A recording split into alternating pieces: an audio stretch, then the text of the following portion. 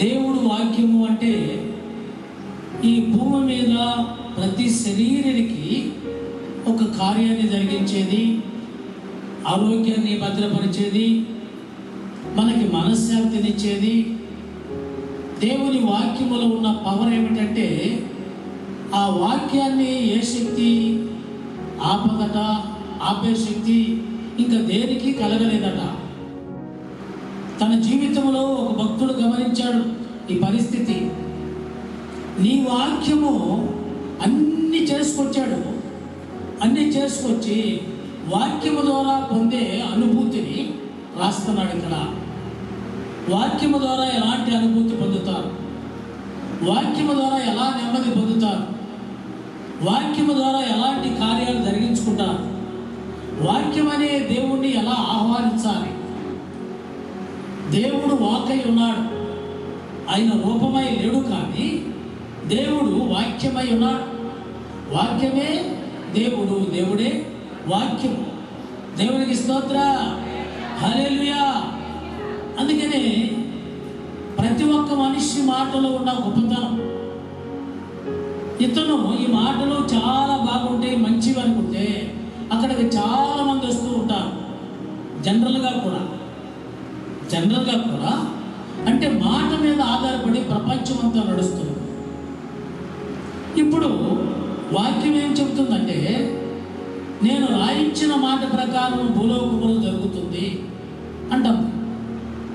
నేను రాయించాను, ఆ మాట ప్రకారమే భూలోకములో జరగాలి. భూలోకములో జరగవలసినవన్నీ నేను గ్రంథములో లిఖితము చేశాను.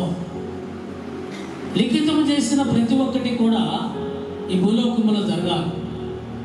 అది ఎవరొచ్చి అడ్డుపడినా ఆగదు, అది ఎంత శక్తి ప్రభావం చూపించినా కుదరదు.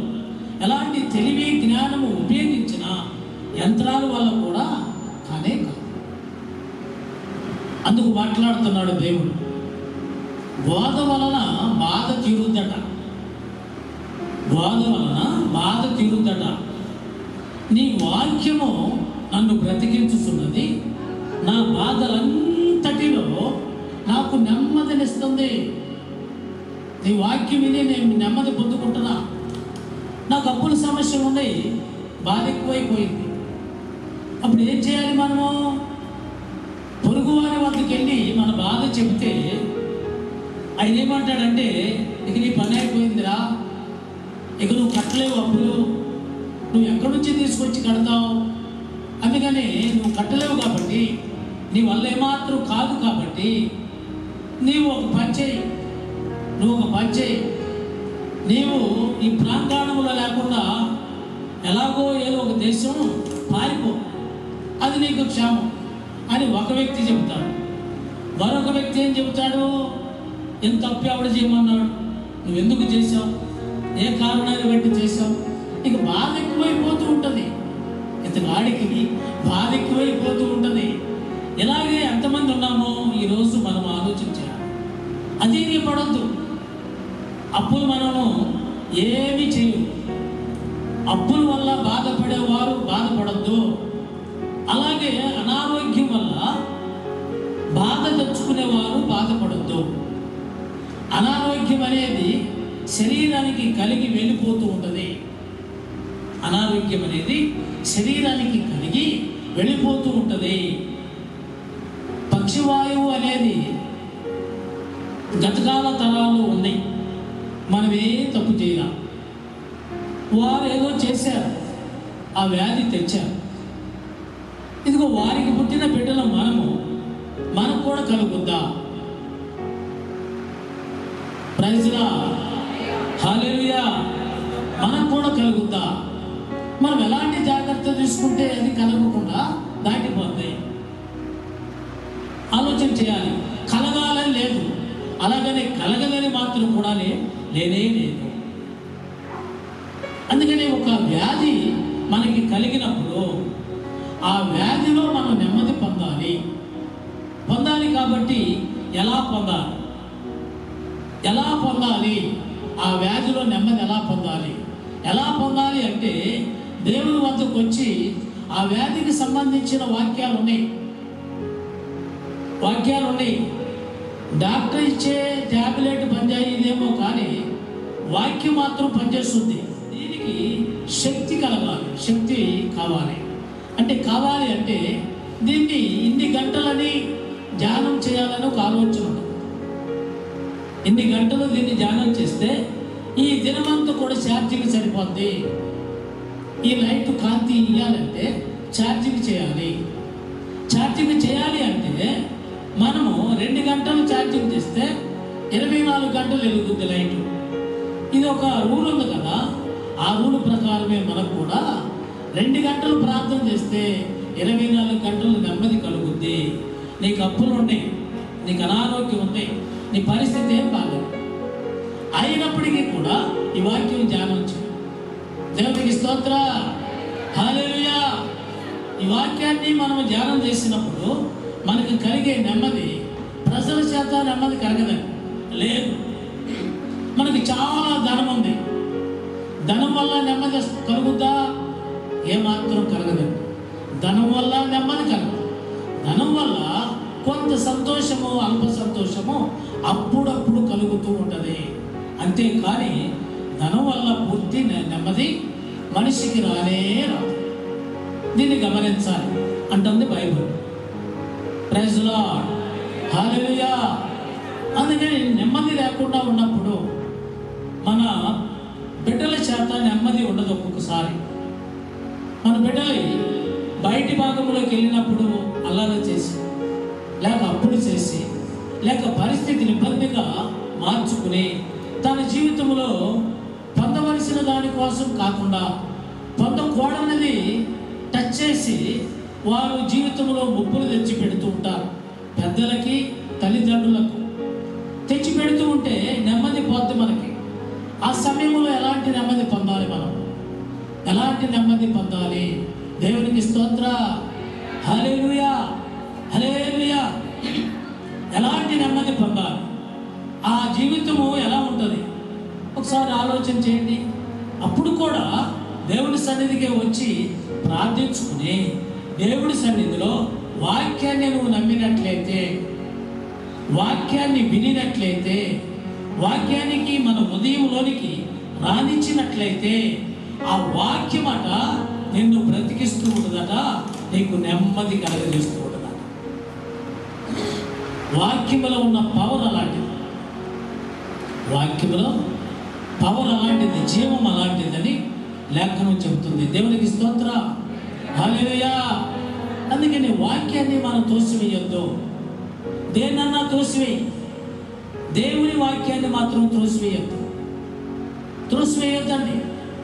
వాక్యాన్ని మించింది సైన్స్ అంటున్నారు ఈ రోజున, వాక్యాన్ని మించింది సనాతనం అంటున్నారు ఈ రోజున.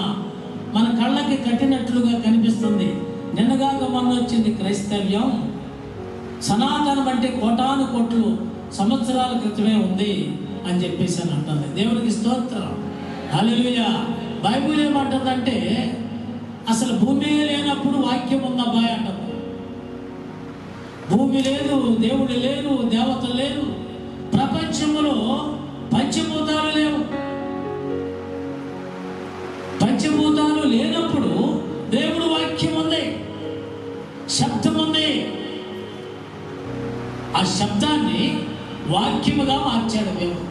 సూపర్. అందుకని సృష్టికర్త అయిన దేవుడు మాట మనం కొట్టివేయకూడదు. కొట్టివేస్తే నీ మనస్సుకు నెమ్మది రాదు. ప్రతి పరిస్థితిని జయించే టాలెంట్ నీ దగ్గరికి రాదు. అంత జ్ఞానం నీవు పొందుకునే లేవు. అన్నిటినీ ఒకే కోణంలో ఆలోచన చేస్తాం. ఆయాసకరమైన ఆలోచన మన దగ్గర ఉంది. ఆయాసకరమైన ఆలోచన గతంలో ఉన్న మూల పురుషులు కానీ యుగ పురుషులు కానీ చేయలేదు. ఆలోచనతో చేశారు. ప్రతిదీ కూడా ఆలోచన చేత జయించారు. అందుకే వాక్యము నెమ్మదిని మనిషికి ఇస్తానికి దేవుడు వాక్యాన్ని మనకి బోధిస్తున్నాడు. ఈరోజు బోధ విను, బాధ తీరుద్ది. బోధ విను, ధైర్యం వస్తుంది. బోధ విను, నీ బాధ తీరినంత తృప్తి నీ మనసుకు కలుగుద్ది. బోధ విను, నువ్వు ఆహారం తిన్నంత మంచి ఆరోగ్యం కలుగుద్ది. నిజమండి, నేను ధనం సంపాదించాను, నాకు ఆరోగ్యం లేదు. డాక్టర్లు అంటారు కొద్ది కాలం బ్రతుకుతావు, తర్వాత వెళ్ళిపోతావు నువ్వు అని అంటున్నాను. ఇప్పుడు నేనేం చేయాలి? డాక్టర్ దగ్గరికి వెళ్ళాను, అన్ని వైద్యాలు చేయించాను, ఏం ప్రయోజనం లేదు, నాకు నెమ్మది లేదు, సరిపోవాలని ఆలోచన చేస్తున్నాను. ఇప్పుడు ఎలా? ఏం చేయాలి ఇప్పుడు? ప్రైజ్ ది లార్డ్, హల్లెలూయా. వాక్యాన్ని నమ్మాను, దేవుణ్ణి నమ్మాను, దేవుడు వాక్యాన్ని నమ్మాను. నమ్మితే నన్ను బ్రతికించాడు, దేవుడు బ్రతికించాడు. నీ వాక్యమే నన్ను బ్రతికించుతున్నది, బాధలలో నాకు నెమ్మది కలిగిస్తుంది. Praise the Lord. చూశారండి, వాక్యములో ఉన్న పవర్ నీ హృదయంలోకి రావాలి, నీ రక్తనాళాలోనికి వెళ్ళొద్దట. అది బలము కలిగిందట, అది ఏ శక్తి ఆపలేదట. దేవుని వాక్యము జీవము కలిగినది అంటే ఇది సావు లేదు, సావు లేదు. ఇది అమలైపోతూనే ఉంటుంది, ఇది అమలైపోతూనే ఉంటుంది. భూభాగములో ఉన్న శక్తులన్నీ వచ్చినా దేవుని వాక్యాన్ని ఢీకొని అటు భాగంలో పడిపోవాలే కానీ దేవుని వాక్యాన్ని ఢీకొని బ్రతికి బట్టగట్టినది ఏది ఉండదు. అందుకు దేవుని వాక్యాన్ని ధ్యానించాలి. నా మీద ఒక శాతపడి ప్రయోగం జరిగింది. 4 వ్యక్తులు 4 వైపుల నుండి చేస్తున్నారు. నేను ఏ టైపులో చేసినా నువ్వు నాకు దొరకట్లేదు, ఎక్కడి నుంచి వచ్చిందిరా నీకు ఈ శక్తి అని చెప్పేసి అని అడుగుతున్నాడు. అడుగుతుంటే నా దగ్గరే శక్తి ఉందయ్యా, నా దగ్గరే శక్తి లేదు, నేనేం భయం కలిగి ఉంటున్నాను, మీరెందుకు నన్ను శోధిస్తున్నాను అంటున్నానంట దర్శనంలో. అయితే ఇప్పుడు చూసుకో నా బాణము అని చెప్పేసేసి ఆయన అక్కడే కూర్చుని నా ఎదురుగా ప్రారంభించి అంటున్నాడు, నీవు పడిపోతేనేమో నాకు లోబడిపోయినట్టు, నేను పడిపోతేనేమో నీకు లోబడినట్టు. ఇదని చెప్పి కూర్చుని మంత్రప్రయోగం చేస్తాం ప్రారంభించాడు. మంత్రప్రయోగం చేస్తాం ప్రారంభించినప్పుడు నేను వాక్య ప్రయోగం ప్రారంభించాను. వాక్య ప్రయోగం అరగంట డిస్కషన్ జరిగింది. జరిగిన తర్వాత అతను టామ్ అని పడు ఆయన దాటి అక్కడికి మరి అన్నాడు కదా అతను, నువ్వు పడిపోతే నేను గెలిచినట్టు, నేను పడిపోతే నువ్వు గెలిచినట్టు. వాక్యాన్ని ధ్యానం చేస్తున్నా దర్శనం. ప్రైజ్ ది లార్డ్, హల్లెలూయా. నెమ్మది లేకుండా ఎవరైనా ఉన్నా ఈ వాక్యం ఎలాంటిదంటే జీవము కలిగినది. ఏ శక్తి దీనిని ఆపలేదు. అది నీ నోట్లో నుండి రావాలి. పాస్టర్ గారి నోట్లో నుండి వస్తే కుదరదు, నీ నోట్లో నుండి రావాలి. నీవు ఉచ్చరించాలి, నీవు వాక్యాన్ని ధ్యానించాలి.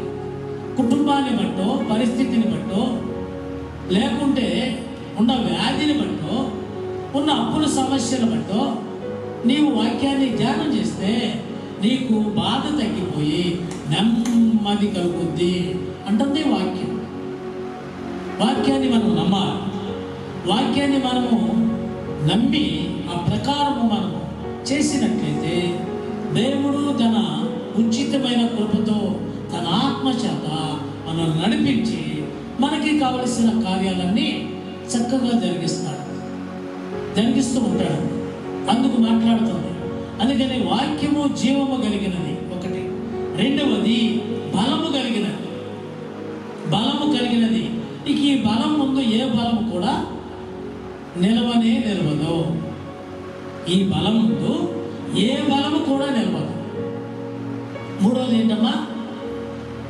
ఒకటి జీవము కలిగినది, 2 బలము కలిగినది, మూడవది ఖడ్గము కంటే, ఎటువంటి ఖడ్గము కంటే వాడి కలిగినదై, 2 అంచులు కలిగిన ఖడ్గము కంటే వాడి కలిగినదై. దేవునికి స్తోత్ర, హల్లెలూయా. 2 అంచుల ఖడ్గం అంటే ఏంటో తెలుసా? శరీర సంబంధంగా నీకేం కావాలి, ఆత్మ సంబంధంగా నీకేం కావాలి. ఆత్మ సంబంధంగా అంటే కనబడకుండా మనం ఏమన్నా పట్టుకునే అనుకో వాటిని కట్ చేస్తుంది. కనబడేటట్టుగా ఎవరైనా శత్రువులు వస్తున్నారు అనుకో వారిని కూడా జయింపజేస్తుంది. కనపడంది ఒకటి ఉంది, కనపడేది ఇంకొకటి ఉంది. రెండిటిని 2 అంచులు కలిగిన ఖడ్గముతో జయించవచ్చు ఎవరైతే వాక్యాన్ని ధ్యానం చేస్తారు. పాస్టర్ గారే, లేదంటే సీనియర్లే, లేకుంటే బలంగా చేసేవారే అనుకోరాదు. ఎవరైనా సరే వాక్యాన్ని ధ్యానం చేయాలి. వాక్య ధ్యానం లేకుండా నువ్వు ఎంత ప్రార్థన చేసినా అది చాలా సింపుల్గా తాటేకి మంటలాగా వెంటనే ఆరిపోద్ది. ఛార్జింగ్ అది ఎక్కువ కాలం ఉండదన్నమాట. వాక్య ధ్యానం చేసామనుకో ఛార్జింగ్ నిలిచిపోయినట్లుగా అలాగే పర్మనెంట్గా నిలిచిపోతుంది. అందుకనే వాక్య ధ్యానాలు చేయాలి. ఇది రెండవ విషయం. మూడవ విషయం చూద్దాం. చూడండి, నీవు త్రోవలో బయటికి వెళ్ళినప్పుడు ఎలాంటి ఇబ్బంది కలగకూడదు.